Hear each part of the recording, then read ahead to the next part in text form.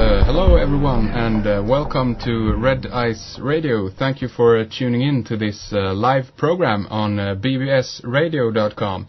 My name is Henrik Palmgren, and I'm coming to you from the west coast of Sweden, and I am the editor and of the websites red-ice.net and redicecreations.com. This is our weekly show here on BBS Radio, and you can now hear us at our new time, which is, of course, Sundays, 2 p.m. Pacific. That's 10 p.m. Greenwich time. So I'm glad that you are here today. And as probably most of you tuning in know by now, we are currently featuring a series with Michael Tsarion on Red Ice Radio. And we are right in the middle of it. This is our fourth show together, and we have primarily been looking at Michael's research that is on his astrotheology pages on Michael's website, which, by the way, is tarotscopes.com. And in a minute, we're going to do a short summary of what we have been talking about so far to, remind ourselves what we have been going through. And if you have missed any of the programs, you can always head on over to my site and go into the radio section there and find out more about how to download and listen to those programs. And also during these episodes we have been featuring a contest, and we will continue with that today also.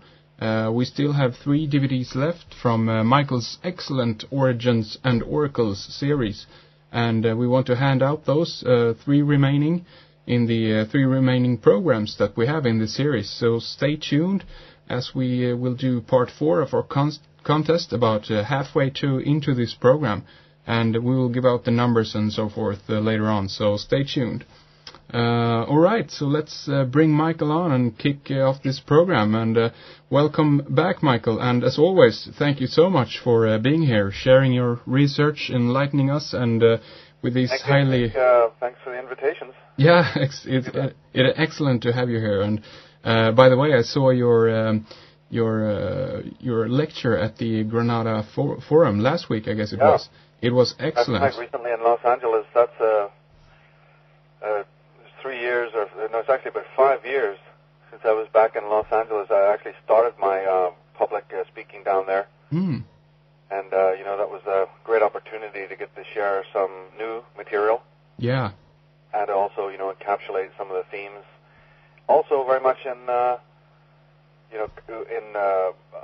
idea is to also keep it topical with what is going on right now in the Middle East. We've been talking about it on this show. Yeah, absolutely. But again, we have a very crazy situation here, and I always look at chaotic types of situations. In one way, I look at them as positive, because in a way that might then start waking a lot of people up who are not awakened. Yeah. It might get them to be interested in history. It might get them to ask certain questions of, who are these presidents? Why have they been lying to us? And what is really going on in the world? How did all of this tribulation and conflict happen? Who are the Israelis? Who are the Palestinians? How did this all begin? Because again, as tragic as it is, but I've said it so many times before, it seems that tragedy is one of the things that does help the human race to awaken. Unfortunately, yes, that seems to be the case. There you have it. Yeah. Let's do a little summary here before we dive into the content today. And we can say that last time we explored, the actual origins of Judaism, and saw that it is Egyptian, and we also tackled the Jewish bashing stigma that which the establishments use now to silence people who delve into these matters. And once we find that Judaism is Egyptian and that it is pharaohs and royal dynasties that we are exposing, then these questions or accusations of anti-Semitism never arise in the first place. That's right. So that's great. And we show that the masters of the game now here have used clever camouflage and creating a thing known as Judeo-Christianity to hide behind. And we saw that Freemasonry and Judaism are considered one and the same by those in the know. But again, this Judaism is not which is known officially by common folk. Maybe the same way that Nazism was not of German invention but of British. And of course, definitely important. Yeah. Yeah, exactly. And the most major revelation concerning the identity of Jehovah and the contracts made between this God and his priests is really between Aton and his commanders, those descendants of the Levitical Israelite pharaohs of Egypt. And maybe we can, begin to talk a little bit about these dynasties of kings more deeply. But before we go into that, to tie in, as we said, current events here, it would be excellent to go into the archaeological evidence for the physical Israel, because as you have said, this is another big lie, and very little archaeological evidence exists showing this today. So maybe we can begin there.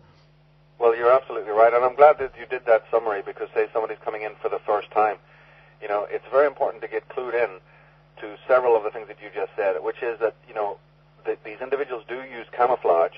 So what you're seeing on television now with these hijacked terms, like Israel, and so on, these are terms that are very little to do with what people are thinking that they have to do with. So there's a certain camouflage going on. There's a certain deception that's in plain view to anyone who knows history. Yeah. The second one is, of course, the Judaism, because the word Jew itself, J-E-W, wasn't used until the 1800s. It's a very recent term. Before that, scholars used the term Judaic or Judaism. Yeah. And what we have to understand is that within Judaism, just as it's the same thing in Christianity, you have an elite, a cult, a very powerful priestly order that goes way back. They even say that priestly order, the Levites, goes back to the time of Mount Sinai, where a certain oral tradition was handed down to a group of elders, and that these elders then steer the rest of the ignorant people. Yeah. Because even in their own works, they say that the average Jew is ignorant. He doesn't know anything. He's unaware that the Talmud, you see, is the center of Judaism. Yeah. Because the average Jew thinks that the Torah is the center of Judaism. And of course, we would wish in one way that it was, because just like a Christian understands the Bible. But the thing is that there's a secret hidden tradition within Judaism, and they have 5 grades. And at the top of the grades that you reach, it's the full understanding of the magical, hidden, secret, elite tradition that was handed down at Mount Sinai to these elite Jews. Yeah. And these individuals are we know them as the Pharisees. But before they were known as the Pharisees, they were called the Levites. And in my work, I exposed that these Levites were also then known as the Gaonim. Yeah. And that the Gaonim are the descendants of the cult of Aton, are a very, very powerful group that is responsible for creating these dialectics so that people are in total conflict. So you have the Sadducees and you have the Pharisees, Yeah. Then later on you have Paul's Christianity, which is a concoction, a Roman version of the same thing. Yeah. It's very important to understand that the kind of Judaism that was the old world, Old Testament type of Judaism was on its way out. It was being scaled back. It was no longer useful to the Gaonim. It had done its trick to bring into subservience the people of the East. Yeah. But it was having no effect on the Western Gentile peoples. Now this is crucial. So that the person that we refer to as Paul was one of these Gaonim, or was a Gentile in their employ, who worked out of Rome, who had a certain limited knowledge of the Middle East, but was being handed knowledge. The knowledge that you read about St. Paul was not his own.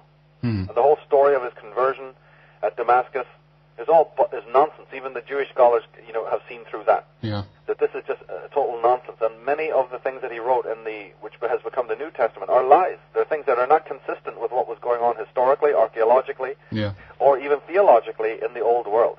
But it was imperative for these individuals that were behind the old Talmudic form of Judaism, the old Pharisaic tradition, that in the New Testament Jesus is meant to be against.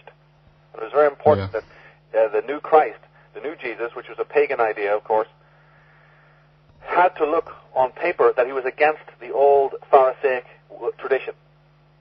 But what I'm saying is it was the Pharisees who were creating this Jesus, image. Yeah. But it was very important that they were never going to find an inroads into the Western culture. They were never going to be accepted as a civilized people unless they had a God, unless they had a tradition that was, was able to be accepted in Western lands. Yeah. And the story, why I'm going into this, is because the story of how Paul doctored the old pagan Mithras, Ahura Mazda, the Horus, how he took the Hebrew Messiah, and by the way, the Hebrew Messiah was nothing more than a military leader, a commander. It had no spiritual component whatsoever. He was purely a rebellious leader who would lead the Judeans out of captivity or bondage on a physical, political sense. It's later that, the term got hijacked and was, made into something more than it actually was. Yeah. So we're talking about the wholesale hijacking of terms that if you actually get into their true historical meaning, you start to unravel an incredible story there. Yeah. But one of the most important things that we could probably deal with now is what you said in the introduction. Unbelievably, because we're talking about the camouflage and we're talking about the tranquilization of people who just believe whatever they're told by the very people who are the conspiratorial ones. Yeah. Just suck it all in. And yet, in the physical sciences, in archaeology, despite what the History Channel shows people, right? Despite what some of the television malarkey is, the top archaeologists have not discovered Jerusalem, have not discovered any of the ancient places that are mentioned in the Bible. They have found little to no evidence of the so-called chosen holy people. Now, why is this important? Is because, look, how does it tie in with Michael Tsarion's work? If this guy is going out of his way to tell everybody that, look, of course you're going to find no evidence because these people were Israelite pharaohs of Egypt, who from the moment of their expulsion from Egypt have been, hiding their origins and working in the background, and perhaps even because they were filthy rich, they were extremely wealthy people, they were able to co-opt, the dignitaries of Assyria and Babylonia. So they were able to work behind the scenes. They had merchant class status. They had theological status and rank, not high enough to really impress the top rank of other countries because those people would have seen them as renegades. Yeah. The story was out. But it might have been enough, Henrik, to impress the lower dignitaries and to be able to, marry in with those families and have a certain kind of a camouflage behind very powerful, rich families. They would add their own wealth to those families. Yeah. And of course, it's like an island or in America. You always have an opposing group, don't you? You have the aristocracy who leads, and then you have their opponents. So the cult of Aton has been very clever to know that yes, you may not be able to be received with trumpets there in the courts of the top brass. Yeah. Because those people respect Egypt and know what kind of people you are. The game's out of the bag there. But hey, every dynasty, every empire, every emperor, every king, every rich family has enemies. Yeah. So the cult of Aton are clever enough, and I believe these kinds of machinations date from this time. And they have the money, and they have the clout, and they have the promise. So somehow, without going into a long story here, they got into being assisted and helped. But it comes back to our story. As part of their camouflage, they have created a book that has been edited I don't know how many hundreds of times, especially by people like Francis Bacon and so many other major Illuminati figures. Even today, it's been subtly reinterpreted and not so subtly reinterpreted. But from that